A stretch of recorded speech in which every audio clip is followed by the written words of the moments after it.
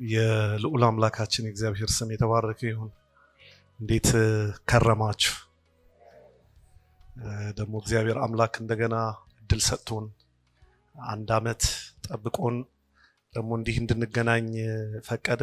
ክብር ለስሙ ይሁን። ሁልጊዜ ላስቴርም ሳልል አልቀርም። ሁልጊዜ ለማገልገል እንደዚህ እድል ሳገኝ የምናገረው ነው።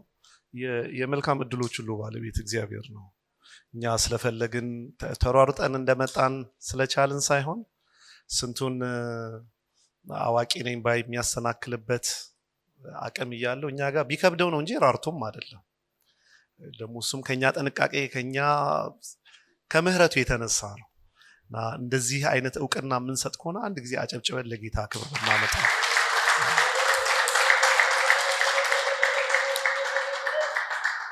ስለተሰጠኝ እድል ቤተክርስቲያንን እጅግ አድርጌ አመሰግናለሁ። የእውነት ከልቤ ስላሳያችሁኝ ፍቅር፣ አክብሮት ስላመናችሁኝ እግዚአብሔር ያክብርልኝ ማለት ፈልጋለሁ።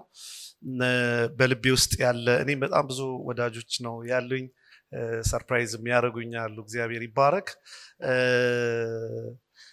ስላየዋችሁ ደስ ብሎኛል። አንድ ነገር ዛሬ እግዚአብሔር በመካከላችን ሊናገር እንደፈለገ እርግጠኛ ነኝ። ኦፍኮርስ መቼስ ጉባኤን በከንቱ አይሰበስብም፣ ግን አንዳንድ ቀን ደግሞ ጫን ይላል። እግዚአብሔር በመካከላችን አንድ ነገር እንደሚያደርግ አምናለሁ። በእርግጥ የተወሰኑ ቦታዎች ይህንን ሀሳብ አካፍያለሁ።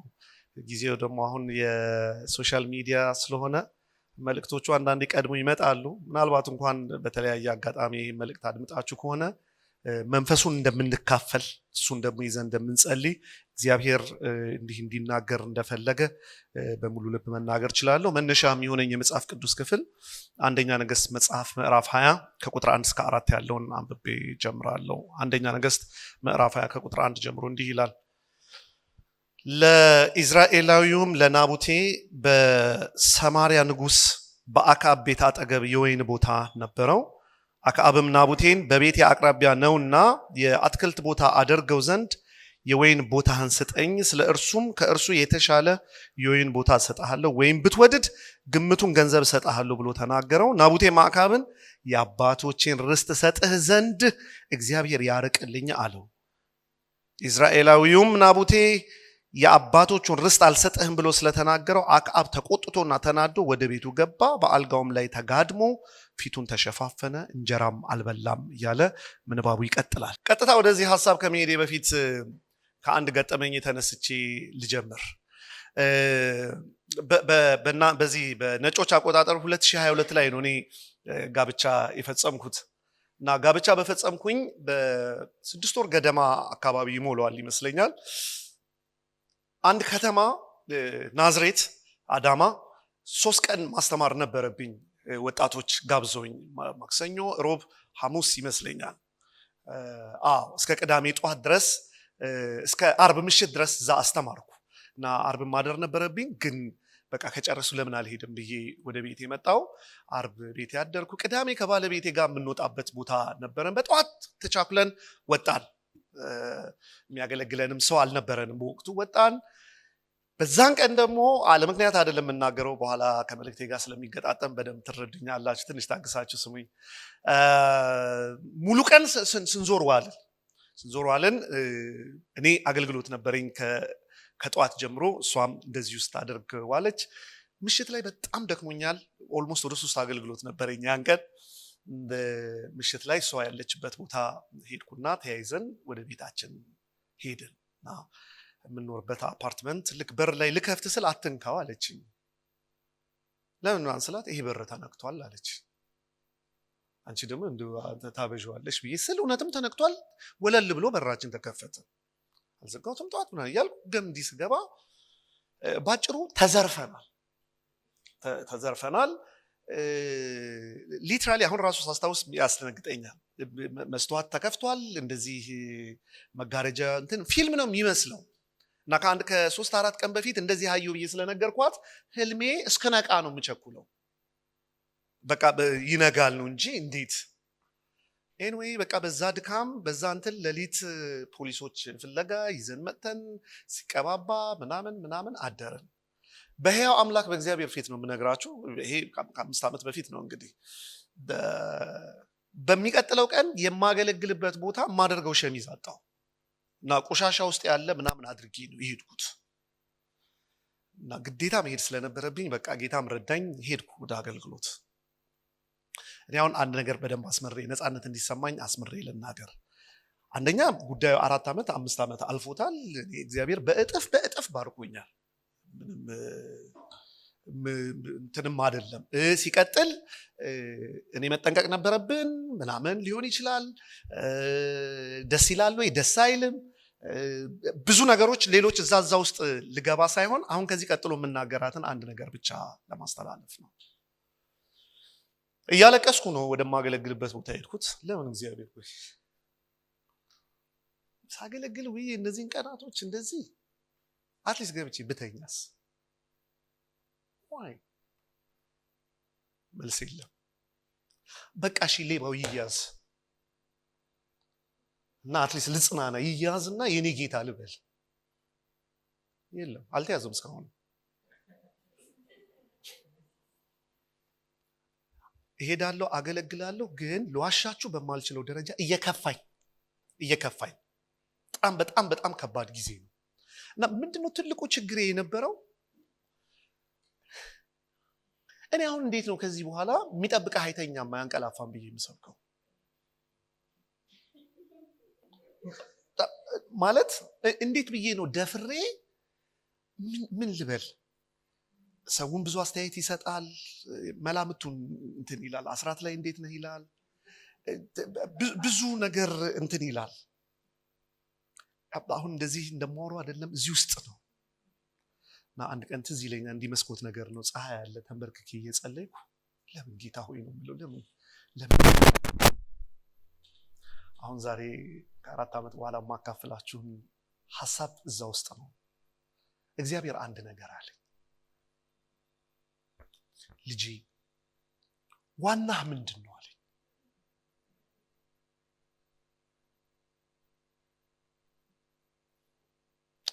እኔ ከሆንኩ አለሁ አለ። እግዚአብሔር አምላክ ምስክሬ ነው የምላችሁ። ልቤ ከዚህ አካባቢ እንደዚህ ሲገባ ታወቀኝ። በቃ ያልተመለሰም እንትና ጠፋኝ። መቀለድ ጀመርኩ። ቅድም እንዳልኳችሁ ልክ ነው ወይ? ልክ እሱ አይደለም አለ። ዋና ያለ አንተ አለ። አዎ ይሁን እንኳን የሚወሰድ ነገር ራሱ የኖረኝ ባንተ ነው። አንተ አለ። በቃ ረሳሁት። ዛሬ ይህን ጉባኤ እንድጠይቅ እግዚአብሔር አምላክ በመካከላችሁ አቁሞኛል። ምንድነው ዋናችሁ? እማታስነኩት በደንብ እየከፋፈልን እናያለን። ዛሬ በጣም ጌታ እንደሚዳሰን በቃ አውቃለሁ። ምንድነው ዋና ነገራችሁ? ለድርድር የማታቀርቡት ገበያ ላይ የማይወጣ በእንትኑ ልቀይር ይችላሉ፣ በዚህኛው ልቀይር ይችላሉ፣ በዚህ ይሄን ግን እንዳትነካ። ይሄ ምንም የሚወራ አይደለም የምትሉት ዋና ነገር። ልታሾፍብኝ ትችላለህ፣ ልትቀልድብኝ ትችላለህ፣ ልትገፋኝ ትችላለህ። በዚህ እንዳትመጣ፣ በዚህ ከመጣህ ብለህ እስከ ሞት የምትልለት ምንድነው ዋና ነገራችሁ? ትምህርት ብዙ አሪፍ አልነበርኩም። ሂሳብ ላይ ትዝ ይላችኋል፣ ኢሪዲዩሲብል ሚኒመም የሚባል ከዛ በላይ ተካፋይ የሌለው ይመስለኛል ካልተሳሳትኩ። አሁን የሶስት ቤት ብዜት 18 15 12 9 6 3 ከ3 በላይ የለው። ምንድነው የእናንተ ከዚህ በታች የለው የምትሉት ዋና ነገር?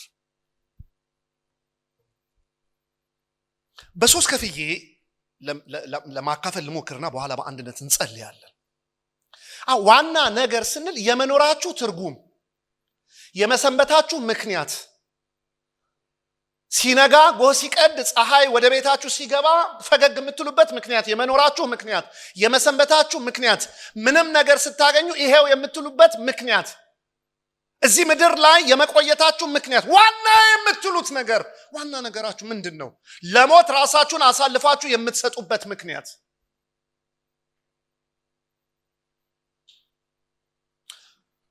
ወደ አነበብነው ምንባብ ልምጣ። አንደኛ ነገሥት መጽሐፍ ምዕራፍ 20 ቁጥር 1 ላይ አክዓብ ንጉስ፣ ሰሜናዊው ላይ ያለ አክዓብ ንጉስ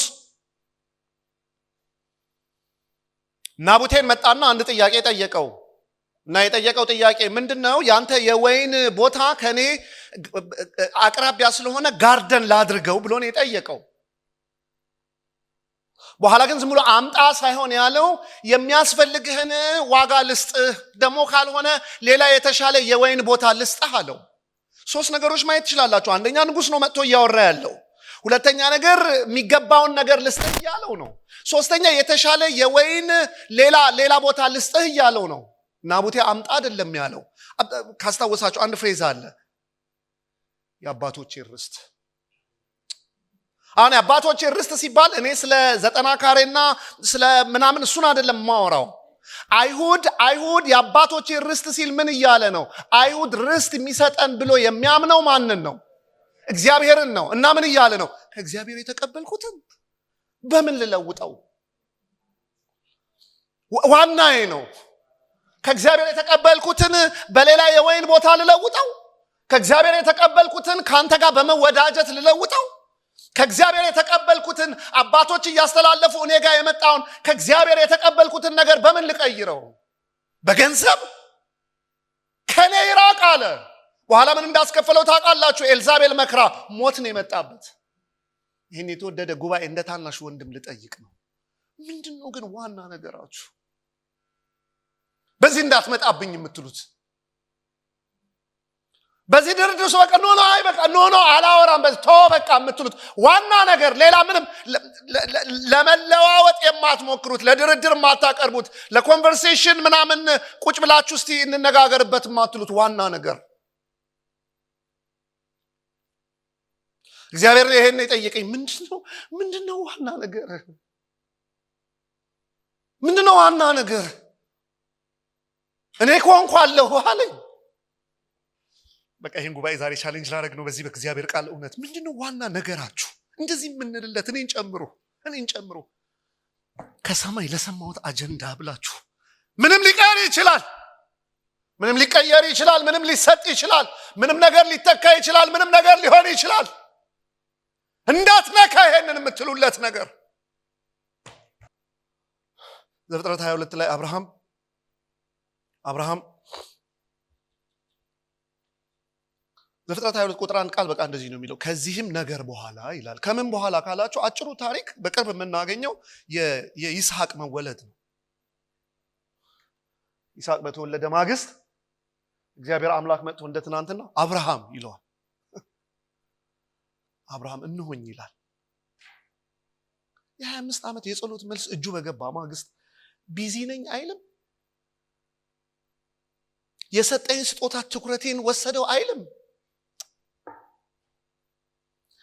እንደዛ ያማጠበት ኦል ዶዝ ዌይስ የመጣበት የጸሎት መልስ እጁ በገባ ማግስት እግዚአብሔር ወዳጅ እንደ ትናንትና አብርሃም ሲል አንቺ አሁንም አብርሃም አለ አቤት ይላል።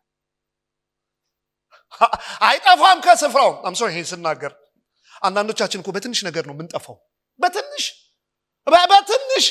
ሳንቲም፣ በትንሽ በር፣ በትንሽ ምቾት፣ በትንሽ የሆነ ነገር ነው የምንጠፋው። አብርሃም ግን የ25 ዓመት የጸሎት መልሱ እጁ ገብቶ እግዚአብሔር አምላክ እንደ ትናንትና መጥቶ አብርሃም ሲል አቤት። ከዛ ደግሞ የእግዚአብሔር ጥያቄ ምን አለ ልጅህን ሰዋልኝ ቢል እስማኤልን ብሎ ይሆናል ማለት ይቻላል እኮ። ስፔሲፋይ አድርጎ ነው የነገረው። ያ የምትወደውን ይስሐቅን ሰዋው አለው። እንዴት እንደምናገር ራሱ አላውቅም። ማልዶ ተነሳ ይላል። ልጅ ለመሰዋት ማልዶ ተነሳ። ለካ ለአብርሃም ዋና ጉዳዩ ልጅ አይደለም አለ ዋና። ለካ ለአብርሃም ዋና ጉዳዩ የ25 ዓመት የጸሎት መልስ እጁ ላይ መግባቱ አይደለም። ለአብርሃም ዋና ጉዳዩ አለ ሌላ ዋና ምንም የሚያረግለት። ልጅን ሰዋልኝ ሲል ለጨዋታ ሳይሆን ከልቡ ሁሌ መስዋዕት እንደሚያደርጉ አድርጎ ልጁን ሊያርድ ይዞ ወደ ሞሪያ ተራራ ይወጣ። የኔ ቤተሰቦች በቃ መልእክቴን እየጨረስኩ ነው። ልክ ላስት ይር ትናንት ብሎ ነው እግዚአብሔር የተናገረን እንዳለው ሙሌ ዛሬ ደግሞ ዋናው ምንድነው ዋና የእውነት let's check ourselves ራሳችንን ቼክ እናድርግ። ምንድነው ዋና የእውነት የምኖርለት ብቻ ሳይሆን የምሞትለት ምንድነው ዋና? ምን ቢነካ ነው ማቆመው? ምን ቢቀር የለሁም። ምንድነው ዋናው? ማን ነው እናንተ ቤት ዋና? ድርድር ውስጥ የማይቀርብ የምትኖሩለት ብቻ ሳይሆን የምትሞቱለት። በጣም በአክብሮት ደግሜ ልናገር፣ እግዚአብሔር ስንተኛ ሰልፍ ላይ ያለ እናንተ ቤት? ቦታው የት? ዋና ስንል ከዓላማ አንፃር ሁሉም ጥቅልል የሚያደርግ ነው። ግን ቀጥዬ ጥቂት ነገር ልናገር።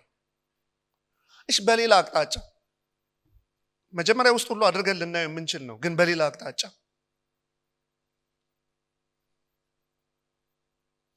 እሺ፣ የመጨረሻ የደስታችሁ ምክንያት፣ የመጨረሻ የሐዘናችሁስ ምክንያት የሚሆን ማን ነው?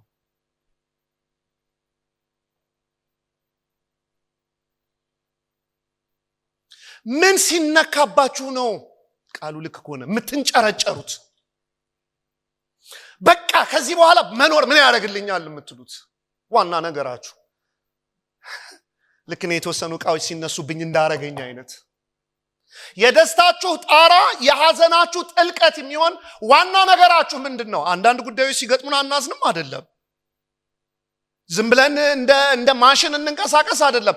እራ ግን የመጨረሻ በቃ ጥግ ከዚህ በላይ አልችልም የምትሉለት ዋና ነገር ምንድን ነው? ይሄ ከሌለኝ መኖር አልችልም፣ ይሄ ካልመጣ መቀጠል አልችልም፣ ያለዚህ እኔ መኖር አልችልም፣ ደስታ የለኝም፣ ሐዘኔ ጥልቅ ነው የምትሉለት ዋና የሆነ ነገር ምንድን ነው?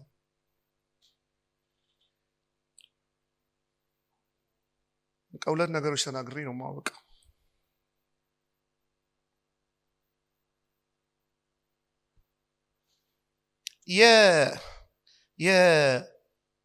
እነ አፍኒን እነ ፊንሃስ የነበሩበትን ጊዜ ካስታወሳችሁ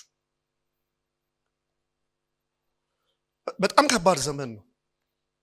ሁሉ ነገር አለ፣ ስርዓት አለ፣ ሜንጦ አለ፣ እንስራው አለ፣ ስጦታው ይመጣል፣ ሙዳ ስጋ ይመጣል፣ ሁሉ ነገር አለ። መጽሐፍ ቅዱስ ግን የእግዚአብሔር ቃል ብርቅ ነበር ይላል። ሁሉ ነገር እያለ ካህን መሳይ ያሉ እነ አፍኒንና እነ ፊንሃስ ሁሉ ነገር አለ፣ ሁሉ ነገር ይከናወናል፣ ሁሉ ነገር ይደረጋል። ግን የእግዚአብሔር ቃል ብርቅ ነበር ይላል። ኮንቴክስቹዋላይዝ አድርጌ ለመናገር ልሞክር። ሱፍ አለ፣ ጭስ አለ፣ ላይት አለ፣ ኦርኬስትራ አለ፣ ግጥማዊ ስብከት አለ፣ እውቀት አለ።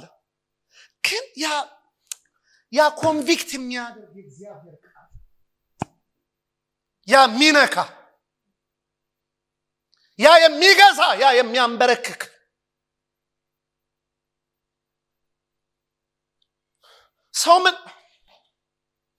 ሰው እንደ ኢንተርቴንመንት ገብቶ እንደ ኢንተርቴንመንት የሚወጣበት የሚቀልድበት። አንድ ሮበርት ኦን የሚባሉ ነጭ መጋቢ አሉ። ሲያስተምሩ በጣም ሽማግሌ ናቸው፣ እየተንቀጠቀጡ ነው። እንደዚህ ነው የሚሉት፣ የእግዚአብሔር ቃል ሰይፍ ነው ይላሉ፣ የእግዚአብሔር ቃል እሳት ነው ይላሉ፣ የእግዚአብሔር ቃል መዶሻ ነው ይላሉ። ከዛ የሚጠይቁት ጉባኤውን የሚሞግቱት እንደዚህ ነው የሚሉት፣ ሰይፍ ከሆነ ጅማትና ቅልጥምን ካልለየ፣ መዶሻ ከሆነ ያልተገባውን ግንባታ ካላፈረሰና እኛን እንድንሰግድ ካላደረገ፣ እሳት ከሆነ ገለባውን ካልበላ እኛን ኢግናይት ካላደረገ ምን ቢነገር ነው በጉባኤያችን መካከል ይላሉ። እንደገባን ወጥተን እንደገባን የምንወጣው ያ የሚለውጥ የሚነካ የሚያሸንፍ የሚያንበረክክ እጅ የሚያሰጥ በፍቅሩ የሚነካ የሚረታ በጉባኤዎቻችን መካከል በማህበሮቻችን መካከል በግል ጥናቶቻችን መካከል እና አፍኒንና ፊንሃስ ጊዜ እንዲህ ያለ ነው የሚመስለኝ። ሁሉ ነገር አለ፣ ግን የእግዚአብሔር ቃል ብርቅ ነበር ይላል። በኋላ ጦርነት መጣ፣ ተሸነፉ። አፍኒን ሞተ፣ ፊንሃስ ሞተ፣ ታቦት ተማረከ። ይሄንን ሲሰማ አባታቸው ኤሊ ከወንበር ላይ አንገቱ ተሰብሮ ሞተ። ልክ ነኝ አይደል? አንገቱ ተሰብሮ ሞተ ይላል። በዚህ መካከል ከሁለቱ ልጆች መካከል አንዷ ጸንሳ ነበር፣ መውለጃዋ ደርሶ ነበር። ስሙኝ በጌታ በቃ እየጨረስኩ እና ወንድ ልጅ ወለደች። ለአይሁድ ወንድ ልጅ መውለድ ማለት ጠቅላይ ገዢ ነች። በቃ ልክ ለኑሃሚን ሲወለድላት እንደተባለው ወንድ ልጅ ተወለደ። ሩት በወለደችው ለኑሃሚን ወንድ ልጅ ተወለደላት። በቃ ምን አይነት እንደ በረከት እንደሚታሰብ አስቡ። እና ልክ ስትወልድ ሁሉም ተሰብስበው እንደዚህ አሏት፣ ደስ ይበልሽ፣ በቃ ወንድ ልጅ ተወለደልሽ፣ ደስ ይበልሽ አሏት። የሴትዮዋ መልስ እልልልልል አይደለም ያለችው፣ ታቦት ተማርኩ፣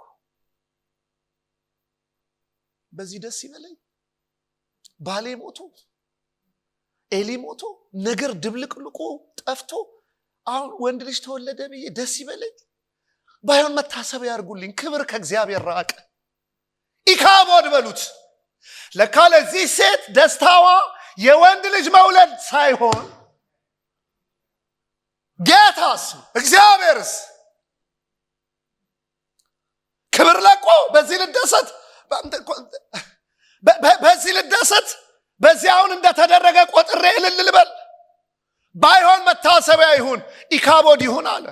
ልጨርስ ነው። ምን ስታገኙ ነው ደስ የሚላችሁ?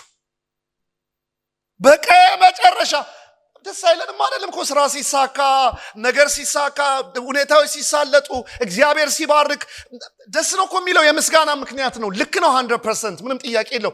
ግን የደስታችሁ ጫፍ ወይም ደግሞ በተቃራኒው የሐዘናችሁ ጥልቀት የሚሆነው ምንድን ነው? እንደ ታናሽ ወንድም እናገራለሁ። እግዚአብሔር ጠይቅ ብሎኛል። ዋናችሁ ምንድነው? በቃ ዋጋ የምትከፍሉለት ነገር የመኖራችሁ ምክንያት ጥቅልል ሲል ደግሞስ የደስታችሁና የሐዘናችሁ ጥልቀት የሚሆነው። ክብር ለኢየሱስ ይሁን። ብዙ ቦታ ላስቴርም ተናግሬ ከሆነ አላውቅም፣ ብዙ ቦታ ተናግሬ ያለሁ። ዘጸአት 33 ላይ እግዚአብሔር አምላክ መጣና ሙሴን እንደዚህ አለው፣ ይሄ አንገተ ደንዳና ህዝብ ነው፣ እኔ አልወጣም፣ አብሬ አልወጣም፣ ግን ኢያቡሳዊ፣ ኬጢያዊ፣ ፌሪዛዊ፣ ኢያዊያዊ ጠላቶቹን በሙሉ አሸንፍለታል። እሱ ያማረውን ሰው እኔ ራሴ በቃሌ እንደተናገርኩት ወተትና ማር ወደምታፈሰው ምድር አገባዋለሁ። ግን ይሉ መጽሐፍ ቅዱስ እንደዚህ ይላል፣ ይህንን መጥፎ ዜና ሰምተው ይላል። ኢያቡሳዊ የተመታ መጥፎ ዜና፣ ኬጢያዊ የተቀጣለ መጥፎ ዜና፣ ፌሩዛዊ የተሸነፈልህ መጥፎ ዜና፣ ኢያዊያዊው ዞር እያለልህ ወተትና ማር ወደምታፈሰው ምድር እየገባ መጥፎ ዜና።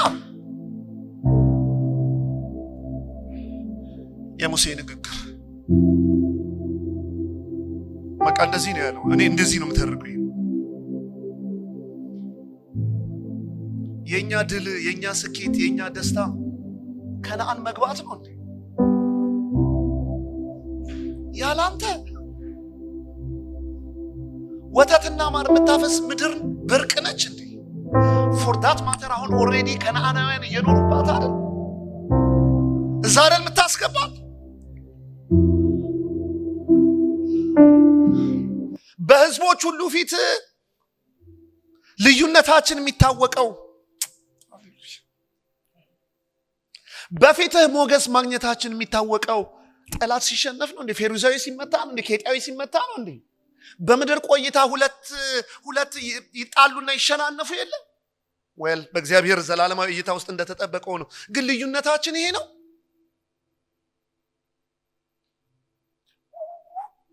አንተ አይደለህ ልዩነታችን።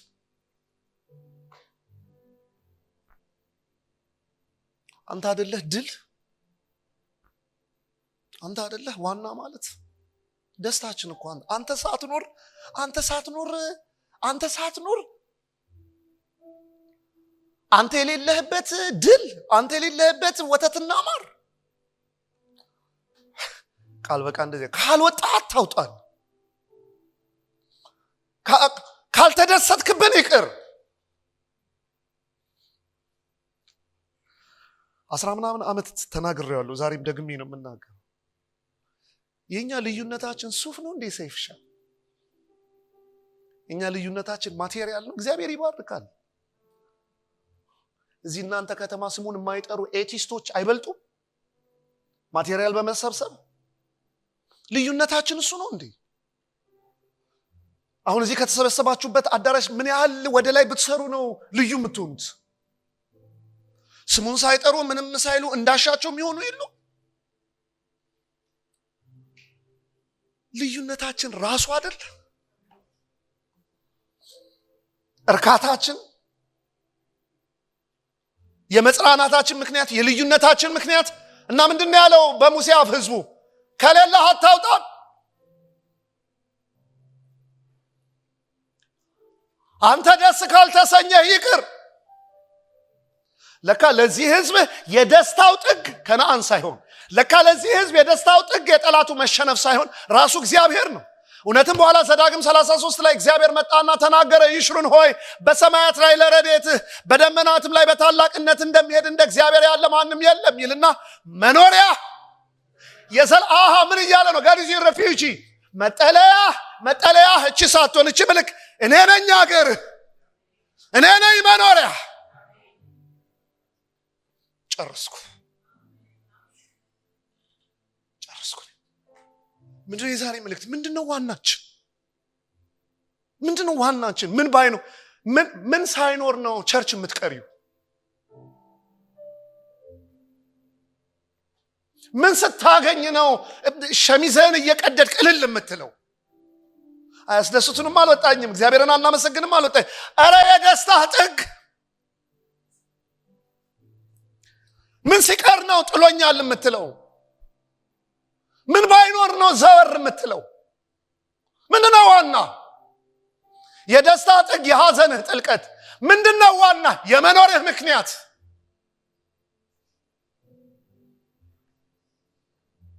በዚህ ልዝጋና ልጸልይ።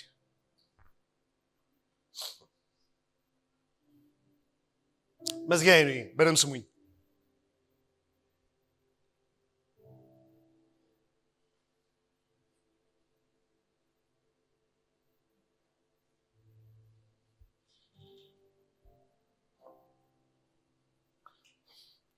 ዘኍልቍ 14 ላይ ሰላዮቹ ተልከው 12ቱ ከ12ቱ መካከል 10ሩ አረኛ አንችልም በፊታቸው እንዳንበጣነን ባሉ ጊዜ ልዩ መንፈስ ያረፈባቸው ካሌብና ኢያሱ ግን እውነት ነው አንበጣነን አላሉ። በቀጭነች ወደ ጸሎት የምንገባባት የተናገሩት ምንድነው? ነው የተመለከቱት ነገር ልክ ነው። ፋክቱ ልክ ነው። ኔፍሊሞች በጣም ግዙፍ ናቸው። ግን ጉዳዩ የጠላቴ ቁመት አይደለም ዋናው። የጠላቴ ብዛት፣ የጠላቴ ዝግጅት አይደለም ዋናው። ዋናው ብቻ እግዚአብሔር ከኛ ጋር ይሁን እንጂ። ባካችሁ አንዴ ጮክ በሉና አሜን በሉ። ለካ ዋናው የኔፍሊም ቁመት አይደለም። ዋናው የኔፍሊም ክብደት አይደለም። ዋናው የኔፍሊም ዝግጅት አይደለም። ዋናው እግዚአብሔር ከኛ ጋር ካለ፣ እግዚአብሔር ከኛ ጋር ከወጣ፣ እግዚአብሔር ከኛ ጋር ከወጣ እንደ እንጀራ ይሆኑልናል። አሁን ስሙኝ፣ የከበበህ ጉዳይ አይደለም ዋና። ያስፈራራሽ አይደለም ዋና። ራስህን ያለህበትን ሁኔታ ተመልክተህ ከሌላው ነጋጋ አይተህ ይሄ እንዴት ይሆናል ያልከው አይደለም ዋና። ዋናው እግዚአብሔር ካንተ ጋር ካለ፣ ኢየሱስ ጌታዬ፣ እግዚአብሔር ከኛ ጋር ካለ፣ እግዚአብሔር አለው ካለ፣ እግዚአብሔር ጎሽ ካለ፣ ማንም ባይኖርስ፣ ያጀበ ቢበተንስ፣ አላህ ያለው ሐሳቡን ቢቀይርስ፣ ተስፋ ያረጋችሁበት ነገር ሁሉ ቢጠፋስ፣ እግዚአብሔር ካለ